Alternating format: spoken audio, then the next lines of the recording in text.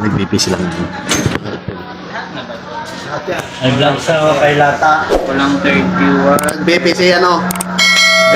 Nag-check siya ng blood pressure kasi ano, stress siya ng mga tao.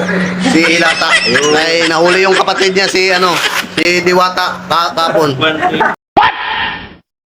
Ano? Dahil sa mga kabakla.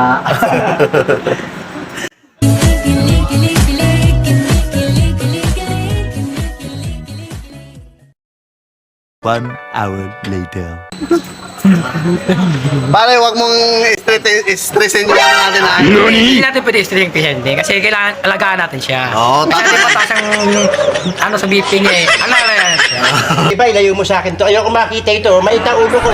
Kung sakaling may ano nangyari na di natin sinasadya, hindi tayo sumusuport sa kanya. Sumusupport sa kanya. Oo. Paano Kaya- pagka ano, yung inaabutan siya ng boss natin Ay, tapos yung sa kanya naabutan, na sa tingin natin na hindi naman dapat pamagil sa kapwa, mga kasama niya. kaso pre, Kalahati. sinusolo niya pre yung abot. Kaya tumataas yung dugo niya eh. Oh, no, no, no, no.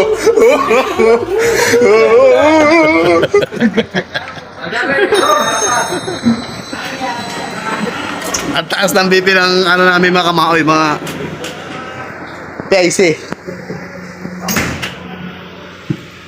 Yan o, si Alagad Preso. Putang ina yung mga hindot kayo. Putang. Mga champion, lalaro. Kalmado lang. Ginagawa mo! Ayan lang ginagawa namin. Tapos kain pahinga kami. Nandito na si PIC namin. Katapos lang niya mag blood pressure. Relax na siya ngayon. Turn off the light na kayo. Matutulog na kami. Katapos lang namin kumain.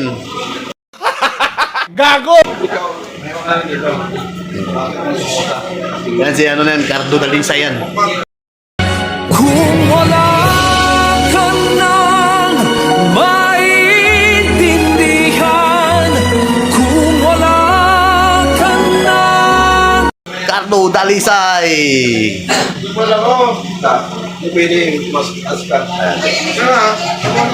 Cheese muna, tapos cheese, tulog. Sana all. Bye mga kamaoy.